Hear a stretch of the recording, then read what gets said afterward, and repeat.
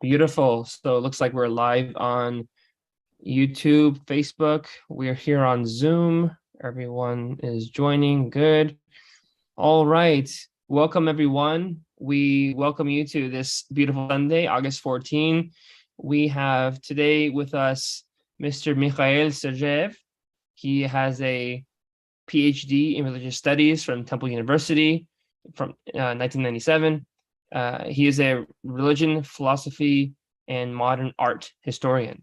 He has served as an editor of the book series Contemporary Russian Philosophy at Brill Publishers in the Netherlands, and as chair of the Department of Religion, Philosophy, and Theology at the Wilmette Institute. He teaches courses in humanities at the University of the Arts in Philadelphia and the Graduate Theological Union. He is also an affiliate professor at the United Theological Seminary of the Twin Cities in New Brighton, Minnesota. Sergeyev has published more than 200 scholarly, literary, and journalistic articles in the United States, Canada, Great Britain, the Netherlands, Poland, Czech Republic, Greece, Slovakia, Russia, Japan, Kyrgyzstan, Uzbekistan, and Azerbaijan. He is the author and contributing editor of 13 books, including Russian philosophy in the 21st century and Anthropology. And you can see that further information at http://uarts.digication,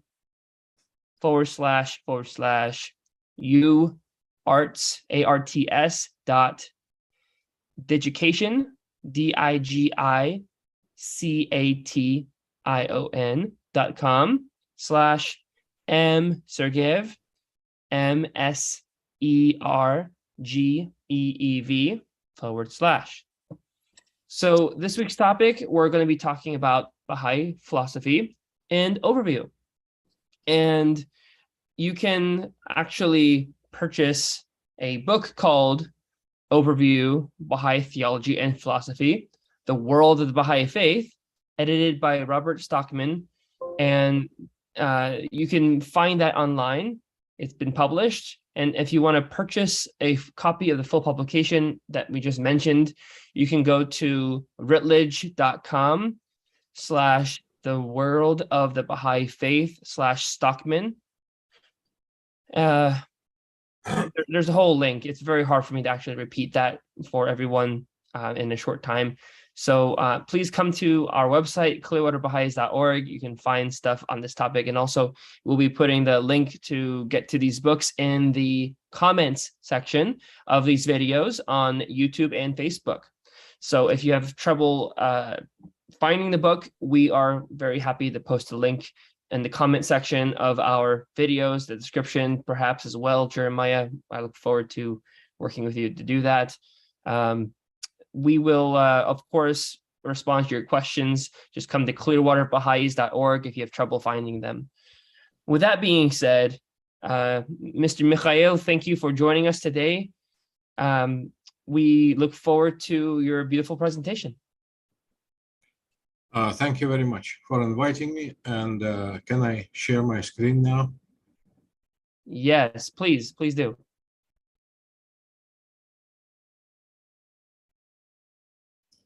Okay, at this point, let us check whether everything is working. At this point, you should see Baha'i philosophy and overview. Yes. Okay. In bottom right, we have your name. If you're intending another slide. Okay, yes. Cool. But as I always tell my friends, you can pronounce my name any way you like it. It is a Russian name. I'm from Russia.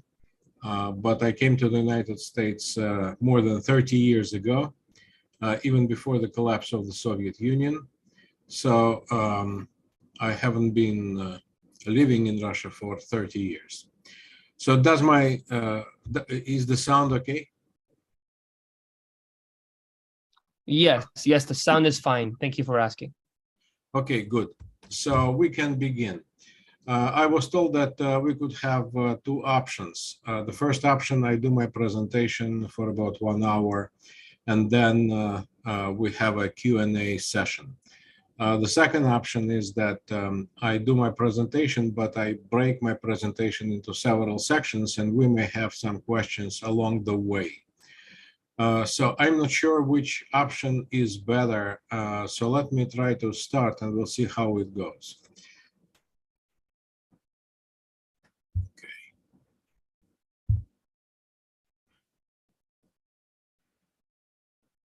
So this is a preview of what you are about to hear. And my topic is philosophy. It seems that it is a very technical topic. If you are familiar with the analytical Anglo-American type of philosophy. But let me assure you that I will be as non-technical as possible. And that's always how I like to introduce philosophy, including Baha'i philosophy. And I will talk about the purpose of philosophy later. So first, I will introduce certain things, then I will make some general remarks. And then we will go on through the main branches of philosophy, epistemology, which is the discipline that asks the question, how do we know what we know, if we do know anything? Then ontology, a discipline that asks what is actually real, what does exist.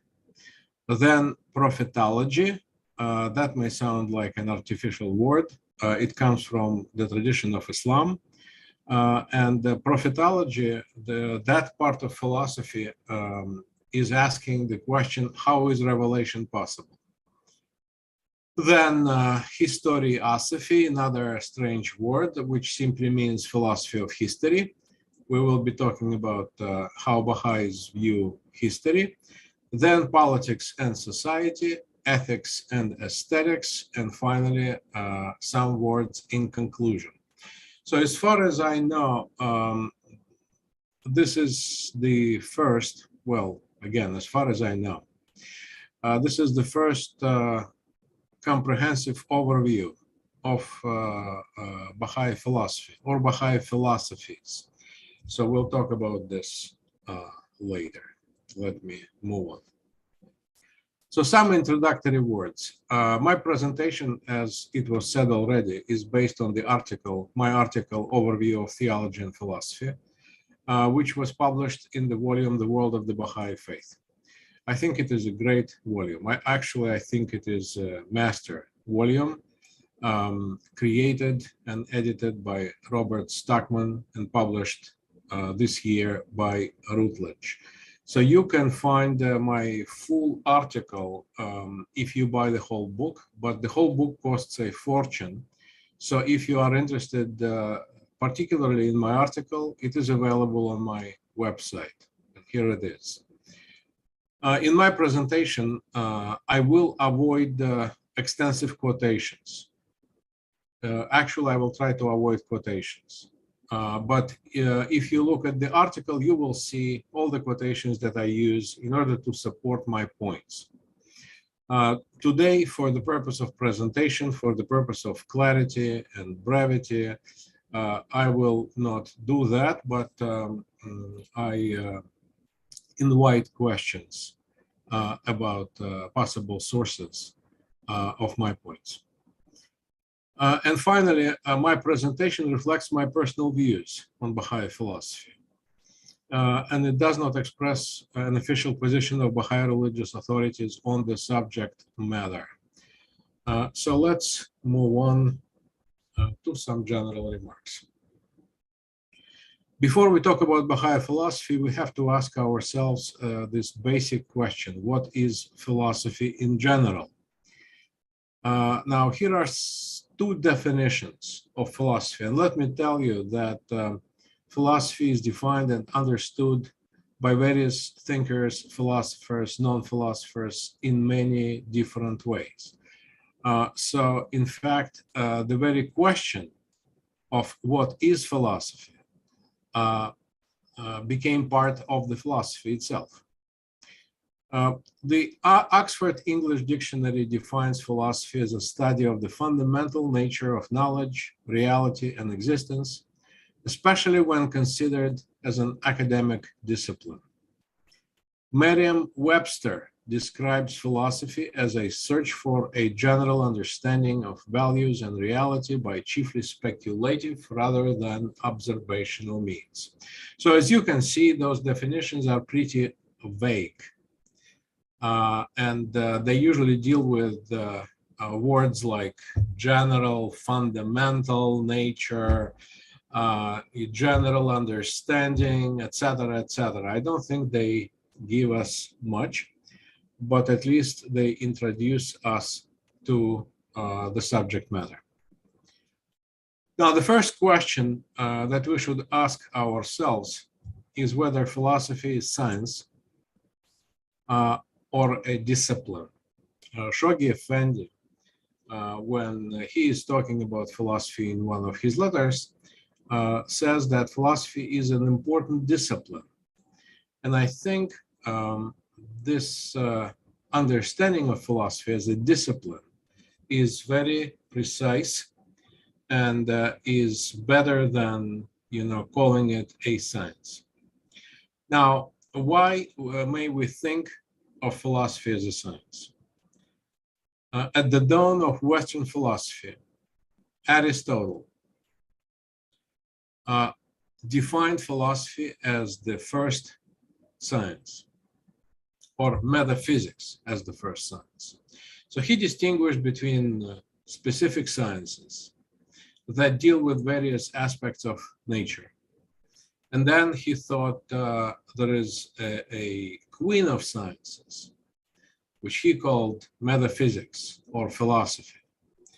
And the queen of sciences is the most important of sciences because unlike other scientific branches of knowledge, it discusses the essences of things. So philosophy, according to Aristotle, is the science about the essences of things. Now, in modern times, Immanuel Kant, one of the greatest modern philosophers, maybe one of the greatest philosophers who ever lived, in his system of philosophy, and more specifically in his book, Critique of Pure Reason, attempted to prove that human beings have no ability to penetrate the essences of things.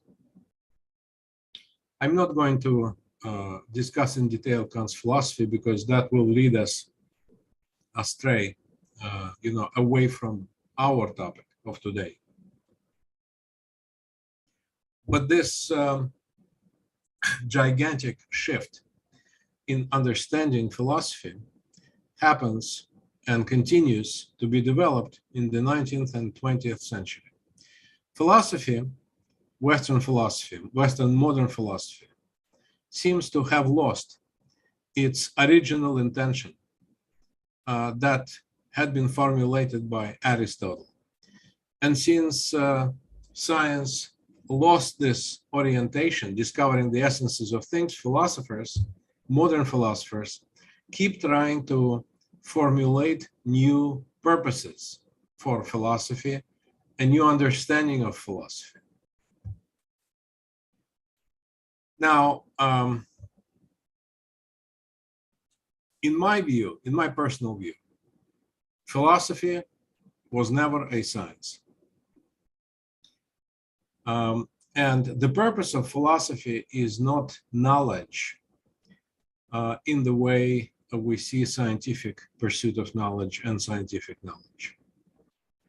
Abdu'l-Baha, by the way, follows Immanuel Kant. Well, he never names, he never calls Kant, he never mentions Kant. He may not have read Kant, but he follows Kant in spirit because Abdu'l-Baha says that human knowledge is limited. And one way it is limited that we cannot know the essences of things. And we know directly. and we can know the essences of things only through their qualities. So if we do not know, if we cannot know the essences of things, and if other scientific branches give us knowledge about various qualities of nature, then why do we need philosophy? So my personal view is that the purpose of philosophy is twofold. First, philosophy has a psychotherapeutic purpose. And second, philosophy has a spiritualistic purpose. I think it is in tune with what Abdu'l-Baha meant when he was talking about divine philosophy. The purpose of divine philosophy, and he distinguishes divine philosophy from natural philosophy. The purpose of divine philosophy is to make us stronger and more knowledgeable in our pursuit of spiritual perfections. And that fulfills the psychotherapeutical purpose of philosophy, because if we do not quite understand what the spirit is and what the spiritual qualities are, what the spiritual life is, what is the difference between our soul and our brain, etc. All those complex questions that have to be studied. So if we do not understand that, we may lose not our mind, but the strength of our psyche. And then the second purpose is spiritualistic, meaning that philosophy should serve as an instrument in our spiritual development. That's how philosophy was viewed in the ancient world. That's how philosophy was studied and developed in India, for example, in Hellenistic world, and that's how philosophy was developed since Socrates. And as Baha'u'llah and Abdu'l-Baha are saying, that's why those philosophers and their philosophies survived over the millennia, because they were concerned with spiritual issues. Now, moving on to the question of whether there is one philosophy or various philosophies.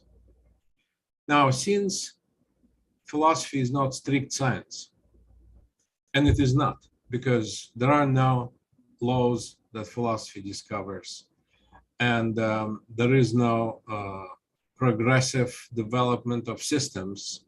In order to study philosophy, you have to study all of it. And that does not happen with science. You have to study the contemporary understanding of science and scientific knowledge. You have to study where science is now. You don't have to study the history of science. But in philosophy, you have to study a history of philosophy in order to understand where we are standing now in terms of philosophical development. So since philosophy is not a strict science, since philosophy is much like art and religion, in other words, it is a spiritual endeavor.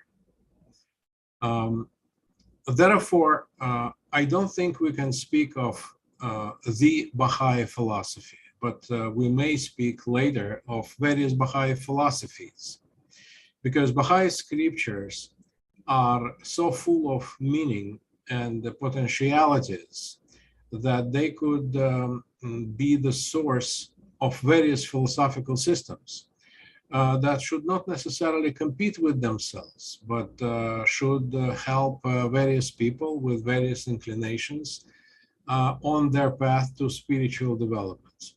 I think that is a very important point to understand, because when people are trying to get it right and to formulate the only true philosophy, they usually end up in narrowing their philosophical perspective. So there are many different philosophical systems, and I think that there will be a variety of Baha'i philosophers in the future. Now, I think I already said a couple of words about the purpose of Baha'i philosophy. It is mostly spiritualistic. Now, a couple of words about technical philosophical vocabulary. Here, Baha'i scriptures, I think, are unique if we compare them to the world religions. Baha'i scriptures explicitly make use of highly technical philosophical vocabulary. That especially applies to Abdul Baha, who was not only the center of the covenant, who was not only the appointed successor and interpreter of the teaching of Baha'u'llah, who was not only the leader of the new religious movement after his father's passing, but who had a very strong and acute philosophical mind, and who used, as I said, quite sophisticatedly, highly technical philosophical vocabulary that mainly came from Aristotle. The question why did he choose Aristotle and not Plato, not Hegel, Kant, etc.? This question, I think, remains open because we do not know what Abdul Baha read, what books did he have. He was not formally educated, but in his tradition of Muslim philosophy, Aristotle was considered as one of the greatest. So it may be that he used Aristotelian philosophical vocabulary because it was fully understood by his contemporaries, but by people with whom he exchanged letters and thoughts and conversations. Anyway, he made use of such Aristotelian terms as essence, substance, essential and accidental attributes, fourfold causality, potentiality and its actualization, and so on. In addition to Aristotelian philosophical vocabulary, Baha'i writings make use of a Neoplatonist concept of emanation. Now, we have to say that a Neoplatonist concept of emanation was well studied and used in the Muslim philosophy. But the fact that Abdul Baha or Baha'i writings in general use Aristotelian or Neoplatonist terminology does not mean that Baha'i thought represents a branch of Aristotelian philosophy or a branch of Neoplatonism. The founders of the Baha'i faith use Aristotle's approach to study reality in order to develop their own unique philosophical worldview that I think is different from Aristotle in many respects, and is different also from classical Islamic philosophy. Now, since Baha'i thought is still in the very early stages of development and without any established philosophical schools, I will discuss it within the comparative framework of what has already been long established in this scholarly field. So therefore, my presentation on Baha'i philosophy will also be a comparative presentation on various other Eastern and Western philosophical ideas. So now moving on to our first section, Epistemology, and just as an experiment, let me ask whether you have any questions so far. So now would be the time, if anyone in the Zoom has a question, I will check the social media just to make sure.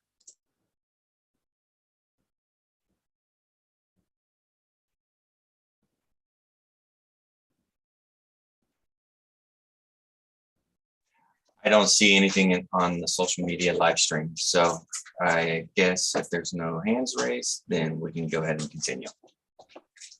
Thank you, Jeremiah. So we are moving on to epistemology. Epistemology, formally speaking, is the philosophical discipline that inquires about the ways we acquire knowledge. How do we know? How do we know that we know anything?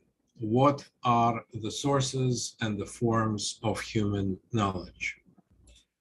Abdul Baha, in his writings and speeches, distinguishes between two forms of knowledge, subjective and objective, or existential and formal, the same thing. The subjective or existential or intuitive or inner knowledge is refined and perfected by means of meditation. Human intuition is also the source of revelation. So basically, revelation is the extension of intuitive knowledge, but it is reserved only for special human beings, whom Baha'i call the manifestations of God. Abdul Baha also discusses the four sources of human cognition: sensory perception, rationality, inspiration or intuition, and tradition. Let me also make a quick comment about the third one. Now, I think it's pretty obvious what we mean by perception, our sense perception, what we mean by rationality. But it's interesting that Abdul Baha uses inspiration or intuition for the third one, because intuition by itself assumes that we are able to directly know certain things through intuitive penetration, through meditation, while inspiration assumes that this is not we who are about to acquire knowledge, but we are inspired by something or someone who, usually inspiration means that you are inspired by someone. So the inspirer somehow transmits this knowledge to you through the inner processes. For example, Abdul Baha is talking about conversation in dreams, spiritual conversations that we may have with our dead relatives. So in those spiritual conversations, which we may not remember, we may be inspired by someone to do certain things. So I think in this situation, inspiration and intuition are two different modes of inner knowledge. Again, inspiration is coming from someone else, intuition is coming from us. And finally, tradition. By tradition, Abdul Baha means, first of all, sacred tradition, so the tradition of interpretation of sacred scriptures, but also simply folk tradition. For example, in many countries, people have the tradition of folk medicine, and they do not know the source of those remedies, but they know that practically they may work, and therefore they use it. They use them. So Abdul Baha, when he examines those four sources of knowledge, concludes that all of them are liable to error. For example, our senses may betray us when we are in the desert and we want to drink. We may see the mirages that are not there. If we have problems with mental health, we may see hallucinations and we may take them as reality. Also, our senses betray us when it comes to the distances, for example. We may think, and we did think, that the sun revolves around the earth because that's what we observe. So, in other words, sense perception is not the 100% reliable source of knowledge. Now, the same can be said about human rationality, because humans make mistakes all the time. And if we didn't, we would not have debated the fundamental philosophical issues for 2,000 years. Inspiration, the source of inspiration, may not be known to us, and therefore we may be inspired by some beings who have evil intentions. Abdul Baha is talking about satanic inspiration. Tradition is not 100% reliable because it comes from people like us, people who lived before us and who made their recommendations or their interpretations based on their own rationality, and they could also have been mistaken. So therefore, in order to be sure that you arrive at a certainty of truth, Abdul Baha recommends combining all four methods of knowledge in order to arrive again at some kind of certainty. We are talking about human certainty, because human certainty of truth can never be compared to the divine certainty of truth. But when it comes to human certainty, it's better to make sure that the conclusion you arrive at agree with your sense perception, with your reason, with your intuition, and with your tradition. Then you can be certain that at least you've done your best and hopefully arrived at the truth. Now, the third topic that Abdul Baha talks about when it comes to epistemology is the limitation of knowledge. This is my favorite topic personally, because I believe humans always have to have in mind that we are limited in many respects, especially in terms of getting knowledge. Those people who believe that they know everything, I think are, if not the most dangerous, but one of the most dangerous people on earth. People who are sure that they are right and everybody else is wrong. So we have to remember that human knowledge is limited. And as Abdul Baha says, it is limited in at least three main ways. First, human sources of knowledge are liable to error. Even if you arrive at a conclusion that is based on sense perception, rationality, intuition, and tradition, there is a chance, because we all are humans, that somewhere you made some error. Second, we have no access to the essences of the objects of cognition. We have no access to the essences of things. It is here that I think Abdul Baha echoes Immanuel Kant, although he never mentions Kant, and he does not share the Kantian system of thought. Third, Abdul Baha says that lower forms of life cannot comprehend the higher ones. Here on Earth, we may think that we are the higher forms of life, since animals, plants, minerals are all lower forms of life. But the fact that we cannot perceive the higher forms of life does not mean that they do not exist. In fact, it is why we cannot perceive them, because they are higher than we are, and therefore we have no adequate instruments of knowledge to perceive the spiritual real. So the end result of Abdul Baha's overview of epistemological issues is as follows. I quote, "All available human criteria or standards of knowledge are erroneous and defective but the divine standard of knowledge is infallible. So only the divine standard of knowledge is 100% infallible.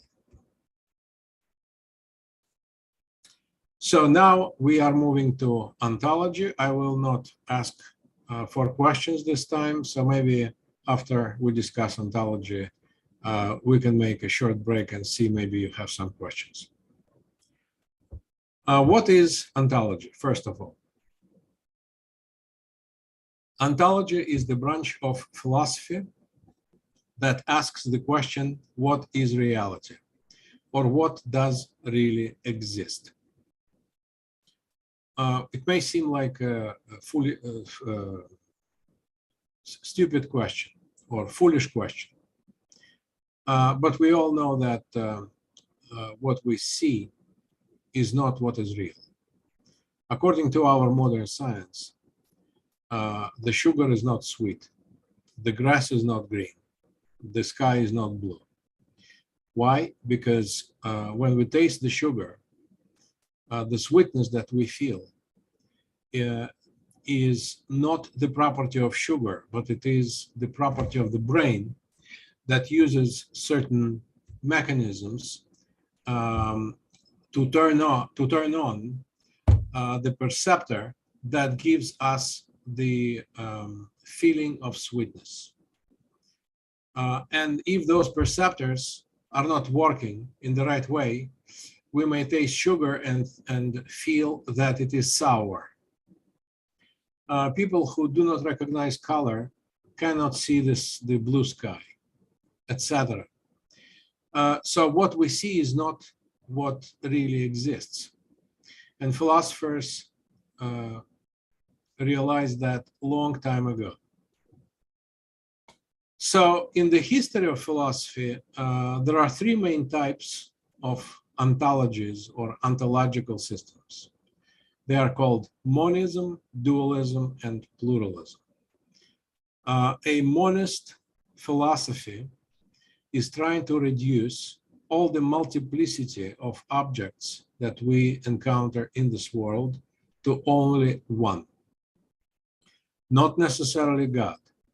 Different philosophical systems are working with different premises and come to different conclusions. For example, atheists believe that everything that we observe in the universe can be reduced to only one thing, matter or energy.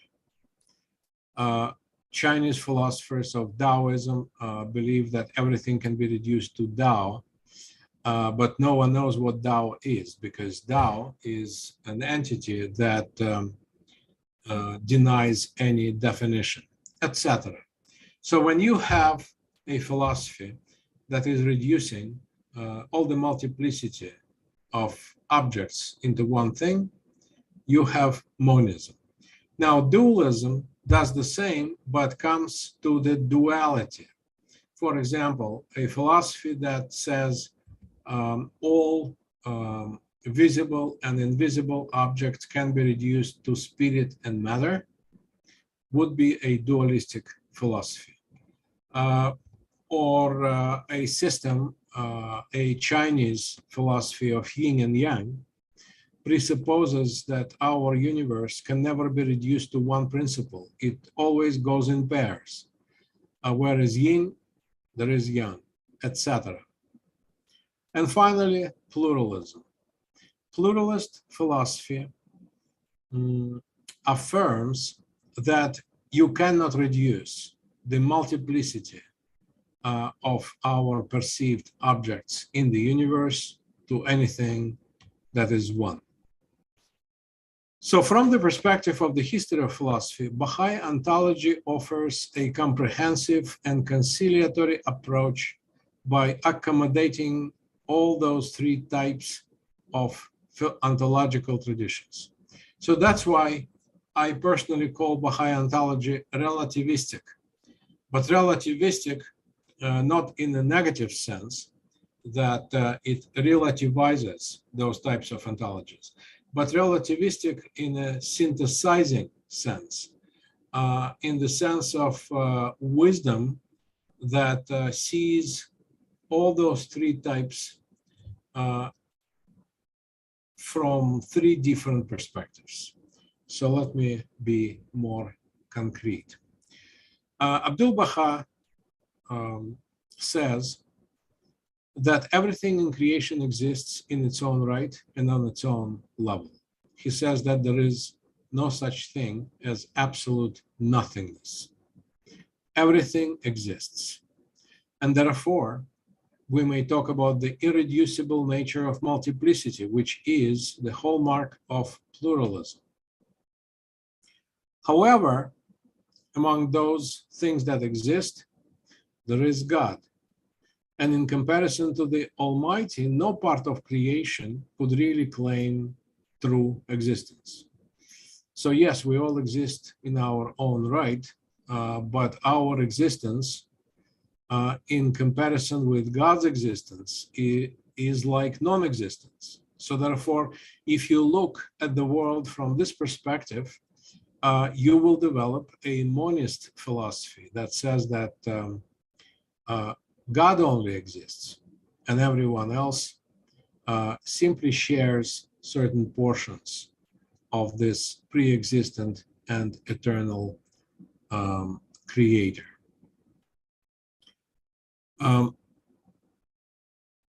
God's creation is also infinite and ever existing, and therefore the relation between God and his creation is that of emanation. Emanation, as I said before, is a Neoplatonic term and is used by Abdu'l-Baha in the sense of infinite creation.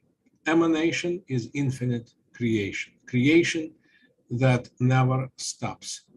And emanation is that process by which God or the Holy Spirit creates everything that is of different nature from the Creator himself. Abdu'l-Baha gives a metaphor of a writer and a writing. It's like the novelist writes the novel, and the novel is of different nature from the novelist.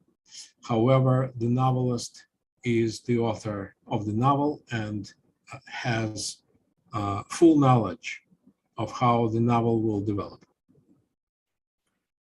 Now, as for the world of creation, Abdu'l-Baha divides it into two categories, matter and spirit. That's what we observe. And that represents a dualistic form or a dualistic perspective in Baha'i philosophy. So now we move on to human nature, and let me make a small break. Let me ask about questions. Would you mind? Hi, we do have one question from social media. It says, what is meant by the essences of things? Is it a metaphysical attribute? Abdu'l-Baha uses the term essences in its Aristotelian sense. The essence of a thing is that by which this thing exists as this thing. So for example, we have a chair. You can look at the chair from different perspectives, from the perspectives of physics, from the perspectives of the material out of which the chair was made, from the perspective of the chair's design, from the perspective of the purpose of that particular chair. But the philosophical question would be, what is the essence of the chair? Or as medieval philosophers would ask, what is the chairness of the chair? What is the whatness of the chair? In other words, what is that thing without which the chair will not exist as a chair? This idea of an essence was developed by different philosophers in a very different way. For Plato, the essence would be the form of the chair, the idea of the chair, the template according to which this chair was made. Modern philosophy rejected the very idea of essences and deals only with qualities. But as I said, modern philosophy finds itself in a deep crisis because it lost, after Kant, it lost its main subject of study, the essences of things as they are. And therefore, they are trying to somehow bypass the very question about essences. You may also say that the question of essences is about the question of things as they are in themselves. So things that we observe by our senses, even by our reason, are things as they are given to us, to our perception. But philosophy is trying to penetrate the essences of things, meaning philosophy is trying to see things as they are, not as they appear to our perception. So that's how I would describe the term essence, which completely disappeared from modern science, by the way. Thank you. Alex, you had your hand raised. Would you like to ask your question now? My question, I had the exact same question about essences, and you just addressed it. I think, the statement, we can't know the essence of anything. It's a sort of a shocking statement, but I'm trying to think of this in terms of Baha'i belief that it's not that God is unknowable, but that the essence of God is unknowable. So you really addressed the question, but tell me, is my thinking right here that we don't know the essence of a thing, but we can know a thing by its attributes? Is that the way we know a thing? Yes, we can know a thing by those attributes or qualities that are given to us in perception. So we do not know God, but we can know the will of God through God's prophets or God's manifestations. We do not know the essence of the world. We do not know the essence of nature. We know nature only as it appears to us. So as it appears to us, we can discover its laws, we can discover certain features of nature, but we do not know the essence of it. It's again,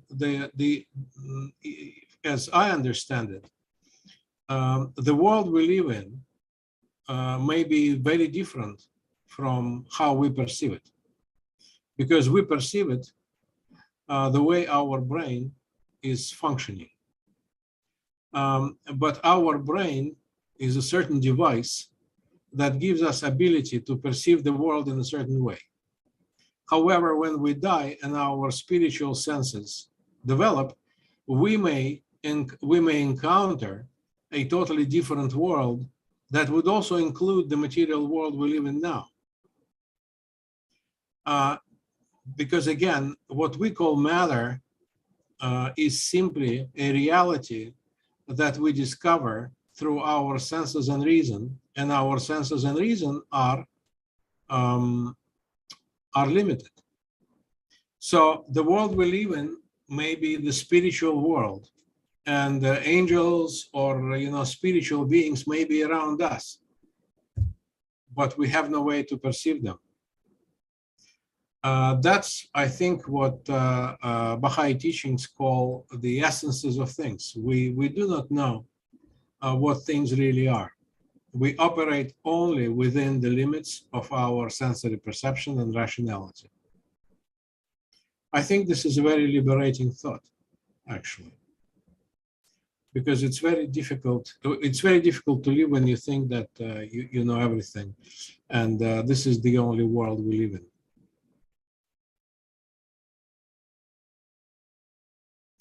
Does this answer your question? Yes, thank you very much.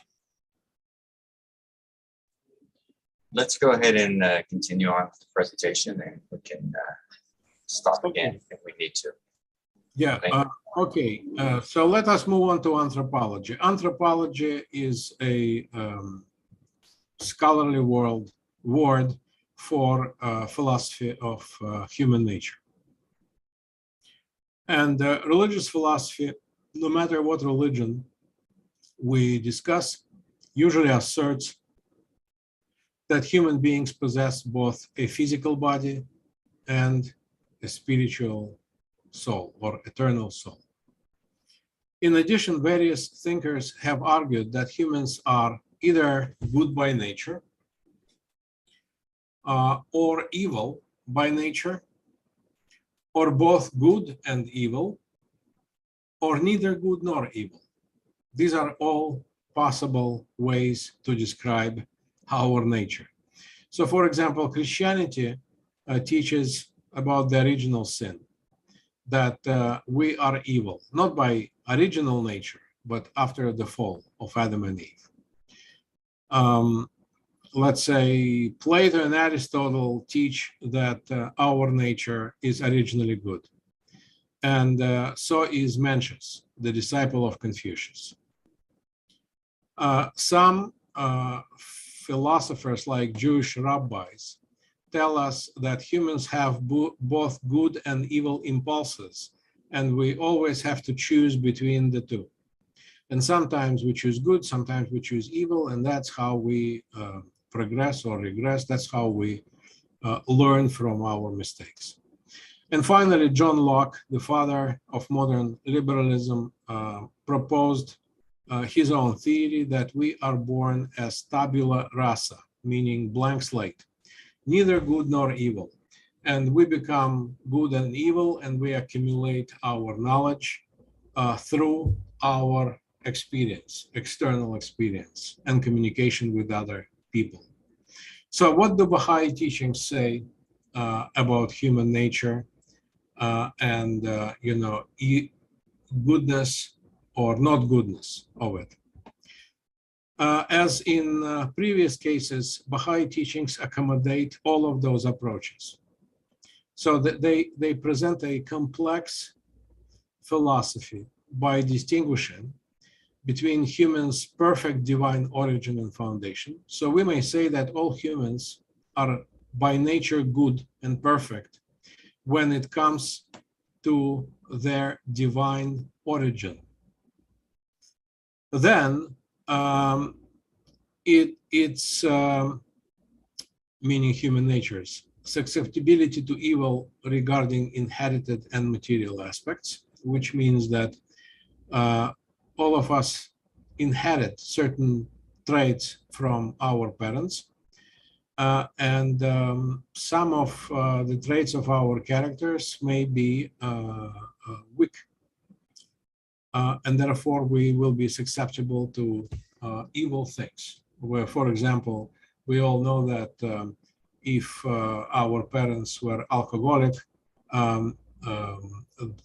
their children have a much greater chance of becoming alcoholics. It doesn't mean that they will, but they have a greater chance. They are more susceptible. And also, Baha'i teachings say that human beings are complex beings. We have our material body and we have our eternal soul. But material body and eternal soul are in opposition to each other because they represent two different levels of existence.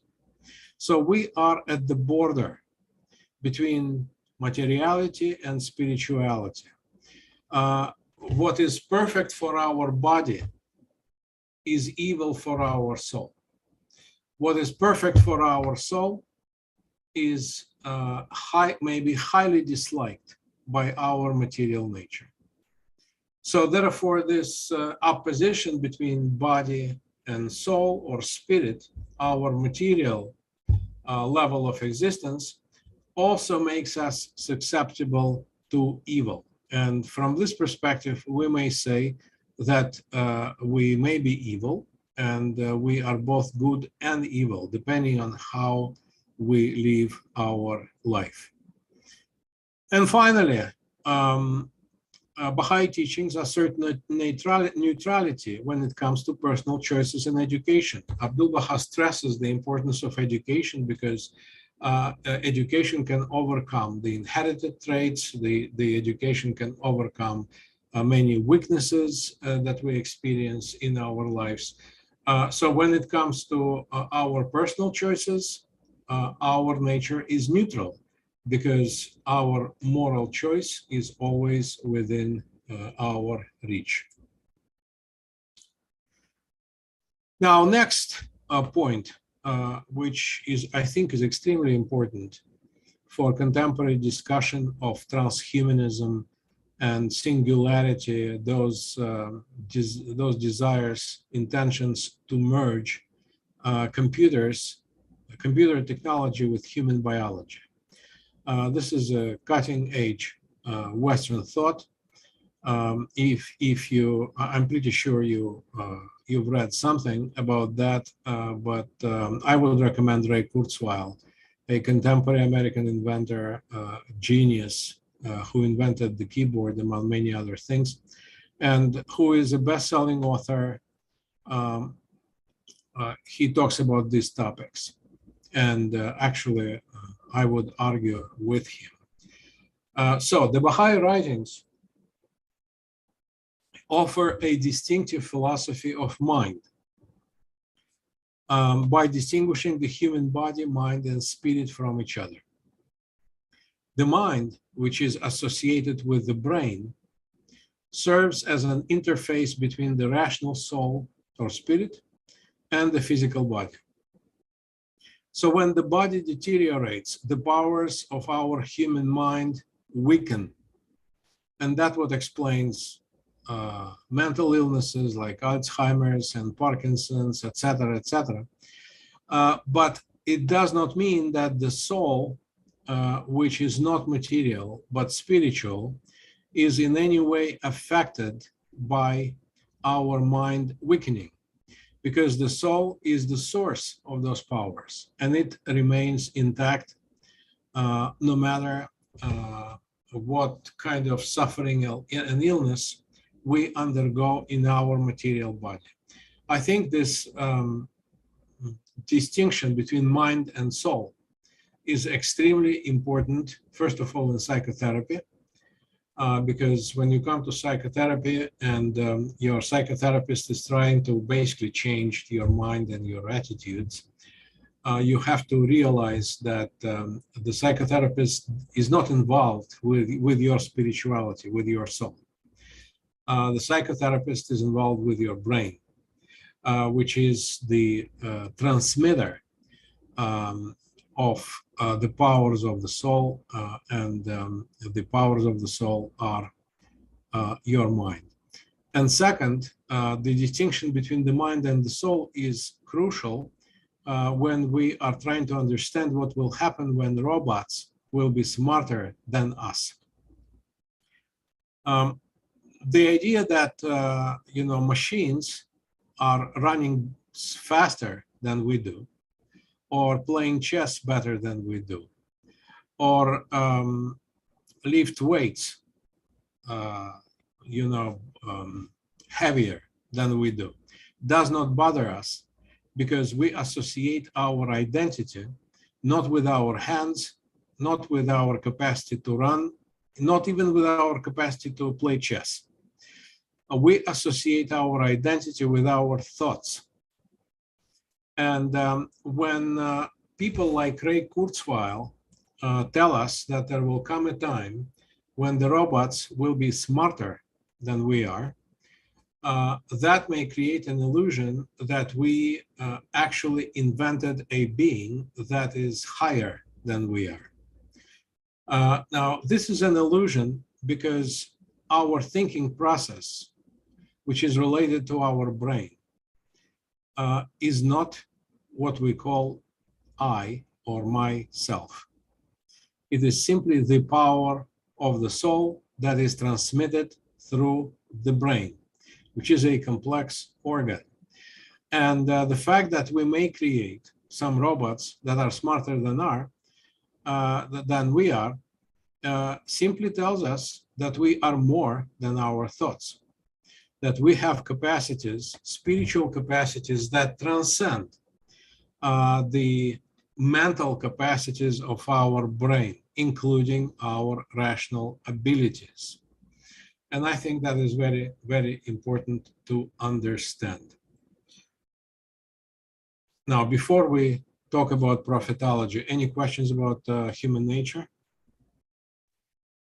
We did have a comment from one of our guests in Zoom, and it has to do with what do you know, what is your understanding of the contemporary thought process as far as among academics or among philosophers in trying to understand where they're coming from a school of thought, and how we engage as Baha'is in that dialogue to benefit from their understanding, as well as being able to promote the teachings and those ideals?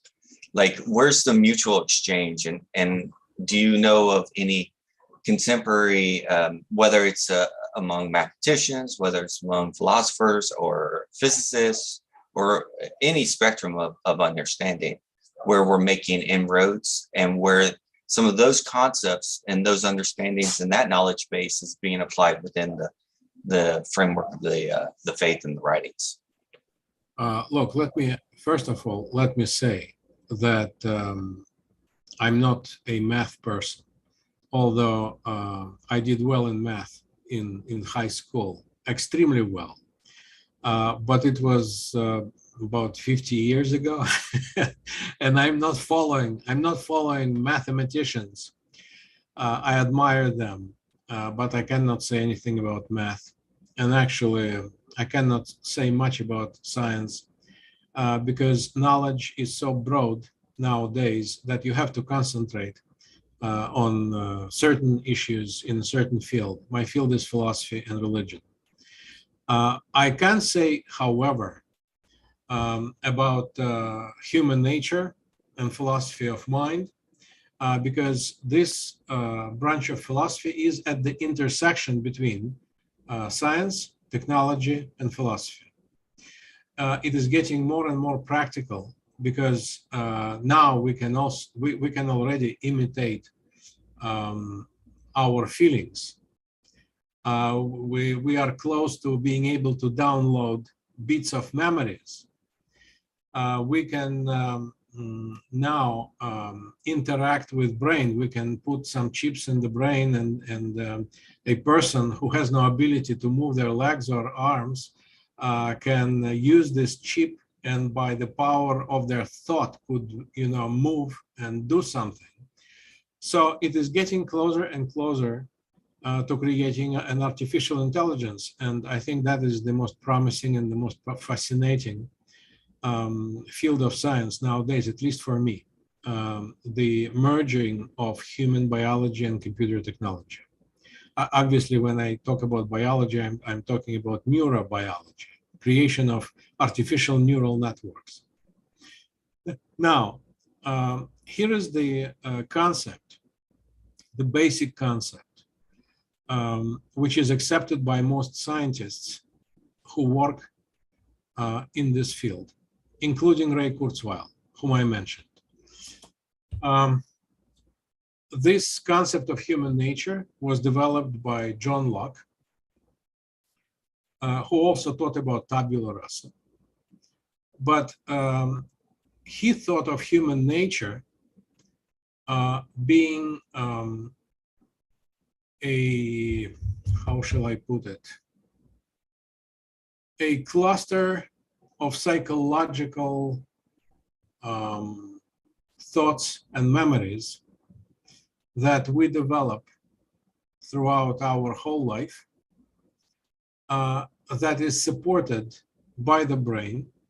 So in other words, that has a biological platform, and that is relatively independent of this platform.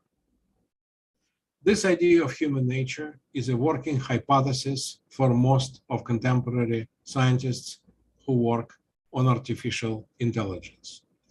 The second major premise that they do have is that computer brain is basically a very sophisticated and complex computer. Now, given those two hypotheses, they are trying to recreate the workings of the human brain and being able to transfer this artificial brain into an artificial technological platform, not a biological platform. Why? Because they believe that our psyche is relatively independent of our body, although it is connected to our body and it was produced on the basis of our body.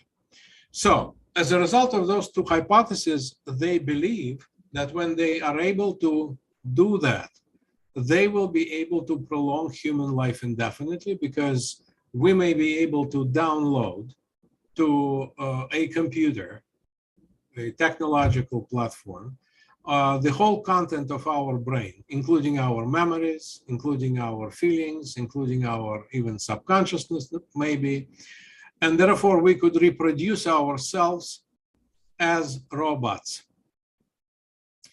And the intersection between this idea and the Baha'i ideas about the soul is quite clear. Because if we can do this, and I think we can, we will be able to do that. But it will not mean that we can reproduce ourselves. We can make a copy of our material self, yes. But we will not be able to reproduce the source of ourselves, which is spiritual. And therefore, yes, I think we will be able to create brain implants so perfect that, instead of heart implant, we may implant an artificial brain into someone's head, and this person will be functioning.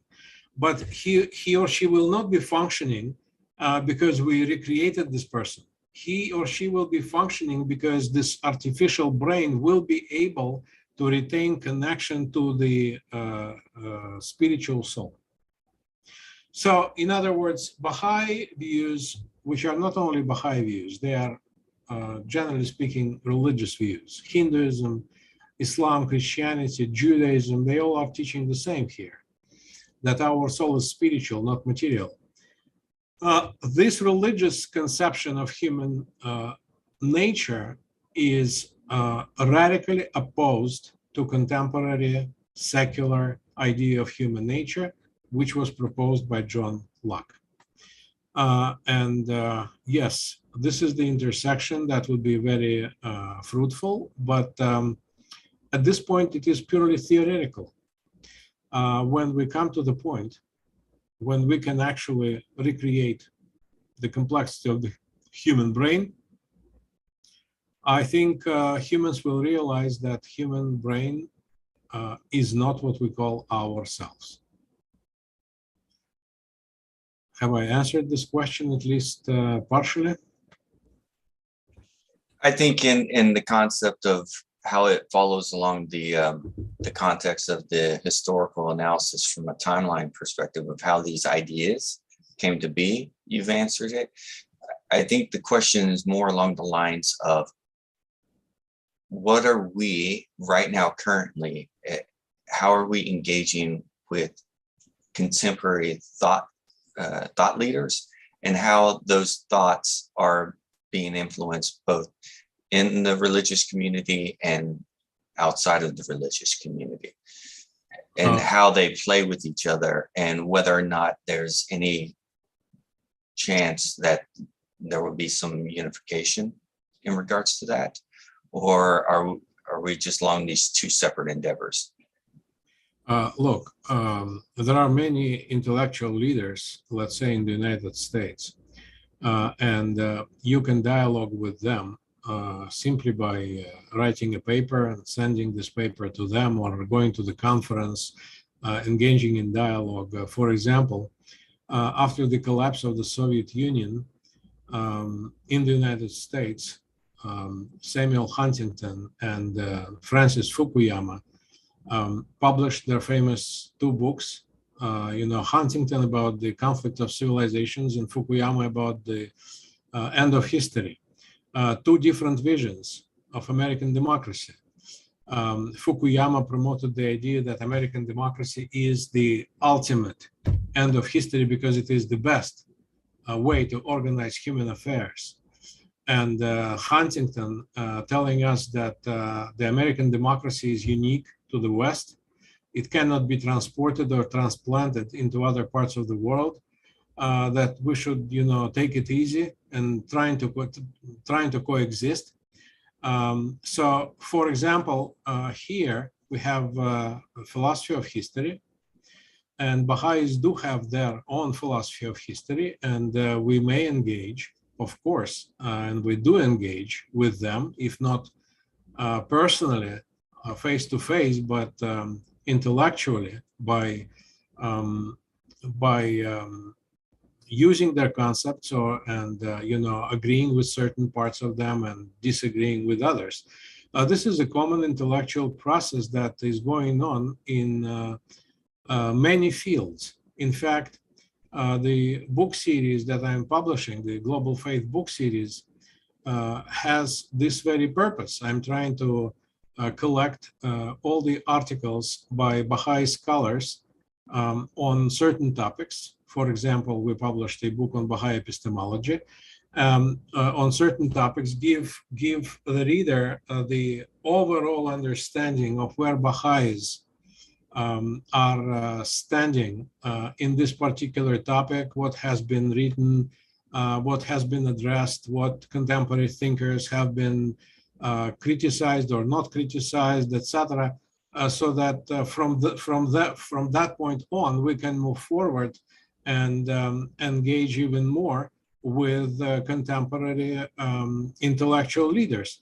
I don't think that these two processes are going to either converge or completely go apart from each other, because certain things that people are saying are definitely true, even if those people come from the opposing camp of atheists. The new atheists, the new American atheists like Dawkins and late Christopher Hitchens, etc., they were certainly right that religion, if we are talking about 2,000 years of human history, religion brought with it a lot of violence. You cannot argue against that, etc. So I think the intellectual dialogue is going on. It will be going on, and it will be broader, and it may not necessarily come to a complete conversion. I do not agree with complete conversion, because people never think the same. They always think differently. But I think Baha'i thought at this point is at the stage when we can thoughtfully and successfully engage the most eminent Western thinkers in their own fields. Okay, one last question, then we'll move on. So would you say that any of your thought, any of the way that you approach this philosophy has been influenced by any of your any of these contemporary thinkers, or is it solely based within the context of the Baha'i writings? No, it is not solely based on the Baha'i writings. It is impossible, I think, to create any kind of philosophy if you do not study past thinkers and contemporary thinkers.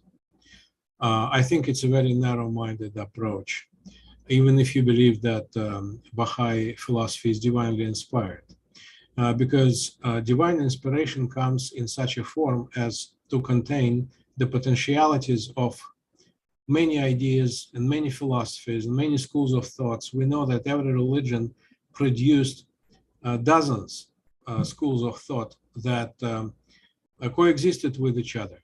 So personally, for me, I've studied, first of all, I've studied religion professionally.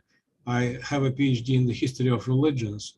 I taught Asian religions, I taught American religions, I taught Intro to the Bible, I taught other courses So I have a very solid knowledge in the history of religions, and I always have in mind my knowledge of Christianity, Buddhism, Hinduism, first of all, because it is very important, as I said, to check your ideas against what has already been said. In terms of philosophy, I've studied ancient philosophy, Plato, Aristotle, of course, classical Indian philosophy, classical Chinese philosophy, modern philosophy. Now I'm particularly studying Western philosophers of the second half of the 20th century. Let me put it this way.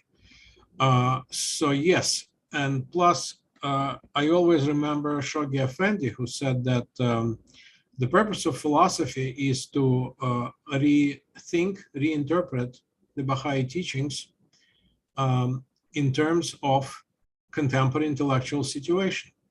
If you do not know contemporary intellectual situation, you cannot interpret anything. You simply talk to yourself. And that is not healthy, and that is not leading Baha'i faith anywhere. Thank you. John, do you have anything to say, or should we continue on? Look, yeah, Mikhail, yeah. I have a question for you that was, I think, very relevant to some of the things you mentioned, and it has to do with, of course, epistemology. How do we know what we know in one simple sense? But in another, you had mentioned some conjecture that is held, and you may possibly share, with regards to, for example, the advances of our technology to copy things that we believe we can copy. For example, human minds, for example, or human brains. I think you specifically had spoken to.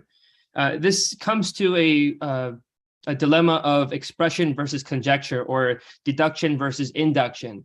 So, for example, you can reduce a lot of what we do, how we manifest what we do, to a series of chemical signals that the brain will create, so that the body part, such as this hand that I move in front of me, can do so.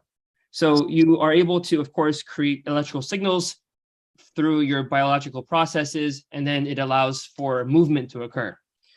So that, we can agree, is something that is manifested because of either the choice of the brain or an involuntary action, such as your heartbeat, that must occur regardless whether you choose or not.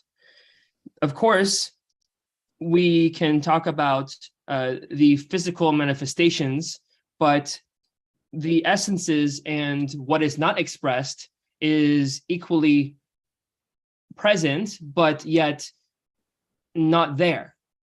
So, for example, we can comprehend attributes that are expressed. In biology, they call that phenotypes.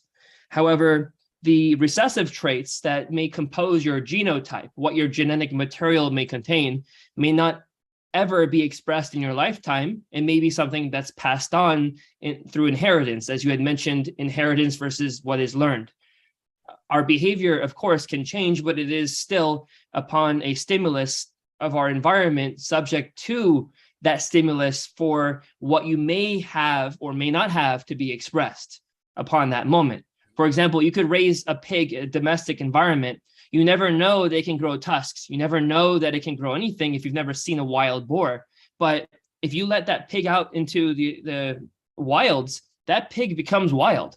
It doesn't stay domestic. It becomes a wild animal. And it grows body parts that you would never see had it not been exposed to the environment outside of the home that it knew until you sent it to the wilds. Why I'm mentioning all this is that there is a stark difference between manifestation of attributes, and what I understand in the Baha'i writings currently is that we don't know God, and everything we know as virtues or attributes of God is as they are expressed in this realm of existence that we share, that we have a common medium to express through language, if at all. But there is all the attributes that God has that are not expressed in this realm of reality that God also has, which also adds to the infinitude of God, being a higher nature than us, not being able to be comprehended by us, and so forth.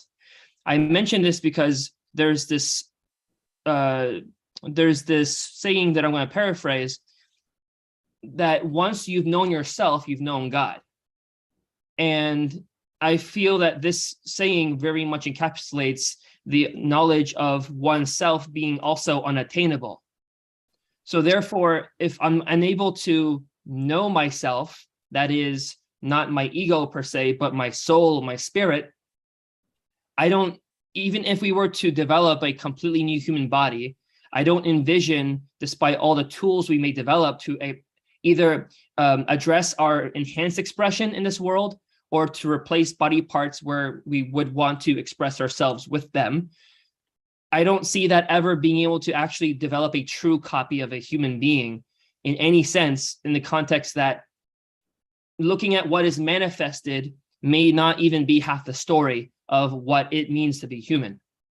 Although we have in many scientific realms reduced ourselves to what we express ourselves to be, what is expressed physically, there is much that is not expressed physically in our genotypic, in our DNA, in that identity, and then yet even more in our spiritual identity.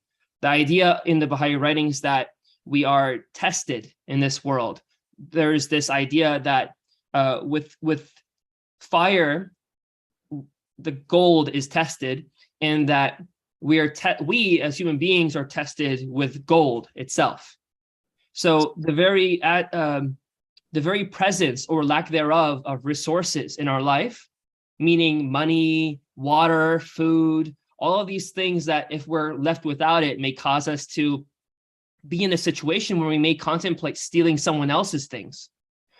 All of this is stimulus for us to choose whether we want to make a decision to, again, if we have no resources, to take it from someone else. So to mention this, I think that there's a big question when you had talked about being able to copy human beings. I think there's a big question as to whether we truly can do so. Do you believe that aside from maybe copying body parts that we can use, where we can, again, understand what brain signals it requires to move, say, an arm, you can reconnect a new arm to the human being, robotic, synthetic, what have you, and do that. But you can't actually, so to speak, download and upload a being as an avatar into another physical form. Okay. So the bottom line is that, as I said, I do not believe that as humans we can recreate ourselves fully. We cannot recreate our spiritual soul. Number one. Number two, as for what we can do, I don't know. Science will tell us, because at this point, look, we do not even know the nature of consciousness. If you go to a hospital, they have machines that register your heartbeat, but they do not have machines that register the existence of consciousness. The only way the doctor can tell whether you are conscious or not is to ask you. So we are in this way, we are kind of on a primitive stage of medicine. So when scientists realize the nature of consciousness, I don't know whether they can or they won't, we'll see what parts of the brain could be copied or could not be copied. But brain is a material object, and so is DNA. So maybe we could create computers that could encode all DNAs and all their functions, and we can recreate the human DNA. But even we recreate the human DNA, if we recreate the human consciousness, even if we recreate the human self-consciousness, we cannot, by definition, recreate our spiritual self. That's my view. Because our spiritual self is a higher form of us. and the lower form. Would you synonymize it to a emergent property? Say it again. Would you synonymize it to an emergent property of what we are? You mean spiritual self? Yes. No, spiritual self is not an emergent property. So would our physical form be the emergent property, or? Yes, our mind may be the emergent property, but it is the emergent property from the point of view of material science. But I don't think the brain is the producer of thought. The brain is the transmitter of thought. And when the brain is able to transmit the thought, then those properties emerge. But they do not emerge from the brain per se. They emerge from our spiritual self, spiritual qualities. And that we won't be able to copy. At least. Hypothetically, from a point of view of a spiritualist who acknowledges the necessity for the material world, of course, this soul that we have and this body that we have together in their combined expression, in a sense, create the emergent property, what we know as the mind, together. Say it again. So the combination of our spirit, it's linked to our body. That is the physical tool we have to view the world. Together, because of the transmitter that we require, the brain, in order to even communicate in this world, as you would say, an avatar. Yeah. That combination, that linkage, that growth together is what allows the emergent property that we know as the mind. Yes. Yes, I would agree with that. But we do not know. And science does not know. So we've been able to prove in science that you can remove a whole hemisphere of the brain and still have a human being that can function. Consciousness. I think it's possible. It's been established. People can do that. It's happened. They've, in children, removed the whole hemisphere, not in adults, but in children. They've removed a whole half of their brain because they had some very terrible condition. Yeah. They removed half of the brain, and the child has been able to grow and somewhat, as we understand, live a normal life. What normal means, how we define it, that's another story. That's because the brain is such a wondrous organ that all its parts are interrelated. If you take one part, other parts can actually do the work. But the question is whether you can remove the whole brain. And very good question. And put an implant, a brain implant, that would recreate the workings of the brain. That's what we do with the heart, with the lungs, now with the liver. Whether we can attain such a stage of medical development that we can actually create a brain implant, whether the person will still be able to function and be the same. That is the question. It is the question of human identity. Artificial intelligence scientists believe that it is possible, but not because we have a soul, but because humans will have the ability to recreate the human brain. And the human brain is the storage of our identity. And my point was that religious people of all religions have a different point of view about human identity. Human identity is maybe connected with our brain, but it is not in our brain. And if we have a brain implant, it may recreate our memories and feelings, etc. But what is essential is for this implant to be able to have the same connection with the source of our identity. And nobody knows whether we can do this or not. Thank you so much, Mikhail. Thank you. We're running out of time, so I would like to, depending on how many more slides we have. Look, I have so many slides that, frankly, I would propose to continue on another day. I will simply start with this slide, prophetology, because at least 10, I think 9 or 10 more slides. Okay, that sounds good to me. We'll schedule it for part 2 of this series. So let's go ahead and do the wrap up, John. Sure, sure. Well, first and foremost, Mr. Mikhail Sergeyev, thank you. And please correct me if I'm pronouncing anything incorrectly. I appreciate it very much. Fine. With that being said, we really thank you for being a speaker today with Clearwater Baha'is to come here and discuss these very important questions about why, the answer to why, the question why. And for many people, this question, asking why, is oftentimes left unanswered. And as you know, questioning how do you know what you know is not something as vogue today with regards to spiritual subjects, which, as you had mentioned, is even in the realm of epistemology and philosophy sometimes heavily neglected. That being said, we have so much room to discuss in our next session, the rest of this presentation that you've prepared for us. I mean, I really appreciate this part that we've seen today. That being said, all of you who are joining us on Zoom, on YouTube, on Facebook, we welcome you to stay in touch as we are going to continue our next session soon.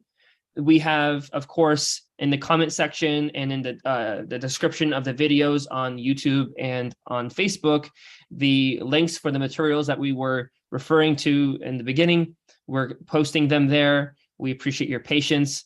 First and foremost, if you want to come to the Zoom meeting, we will post usually within the week prior the description of what will be spoken about. So please go to www.clearwaterbaha'is.org. That is Clearwaterbaha'is.org.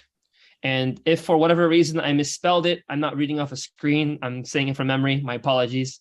But clearwaterbaha'is.org is the website. And we thank you so much for joining us this Sunday, Mr. Mikhail.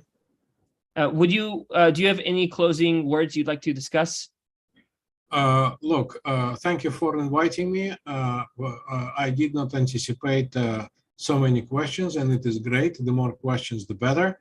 I'm happy that my presentation encouraged people to ask those questions, and we have, I think, one more. I have Lodros Siering is raising his hand. Maybe we should end up by listening to his question.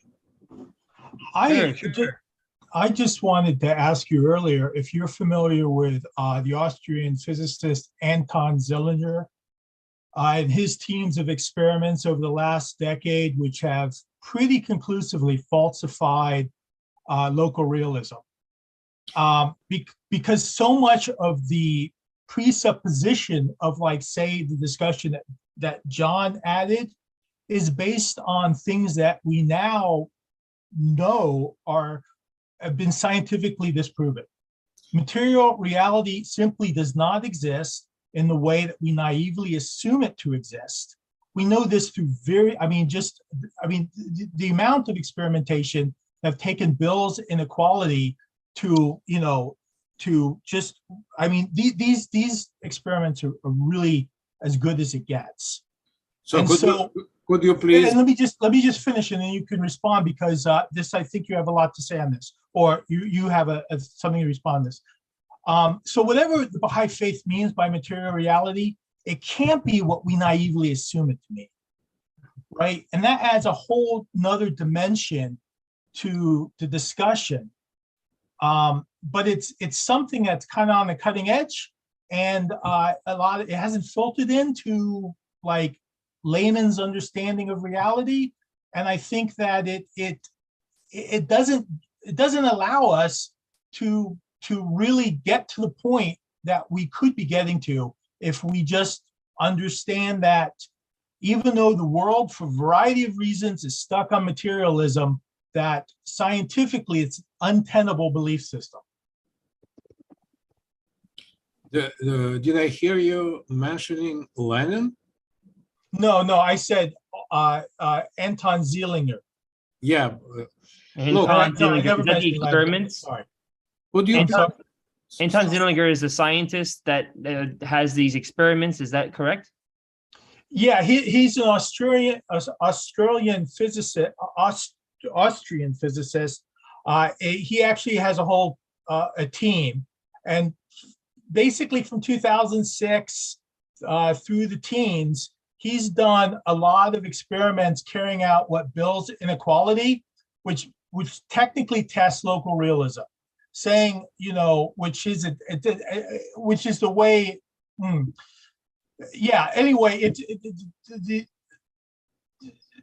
so yeah, he's a physicist, and the sum of this is that we know that material reality can't exist the way that we assume it, the way we all assume it exists, just the way that we assume that the world is flat and we're at the center of it, right? But so much of our thinking, when we get into philosophy and we ask like mind-body problems, is still contaminated by a naive assumption about materialism that in the future won't even be relevant to the discussion, because we already know that it can't be, scientifically it just isn't. But naive realism is a really strong psychological, it's hard for us to abandon it, right? Look, yeah, that actually perfectly fits the Buddhist understanding of matter. But could you please send me the link to this author? Sure. Thank you. Yeah, and if you could share that, Lodro, on the comments of the Facebook. If also you get to the YouTube, we appreciate it. Yes. So people can look at that. Yeah, that would be great. Thank you. Mikhail, can you provide a public email so that people can contact you directly with any further questions? Yes, of course I can. How should I do that?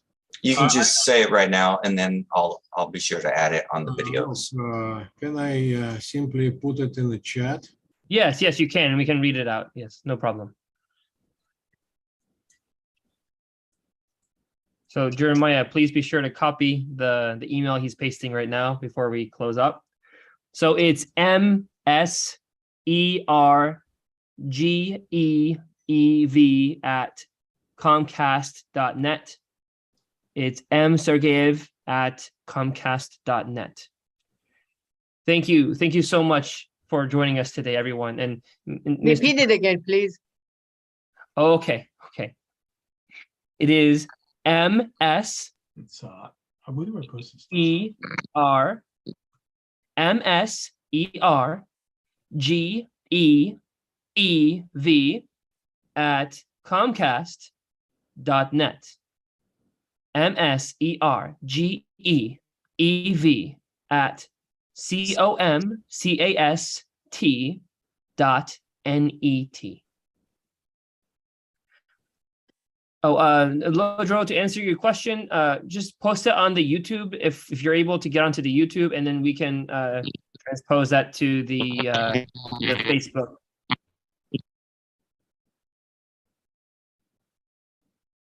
All right. Well, thank you, everyone. I hope you have a beautiful Sunday. We appreciate it that you were able to be stimulating as well from the audience to provide information. And we look forward to addressing this in the next session, continuing these series. Bye-bye now. Happy Sunday.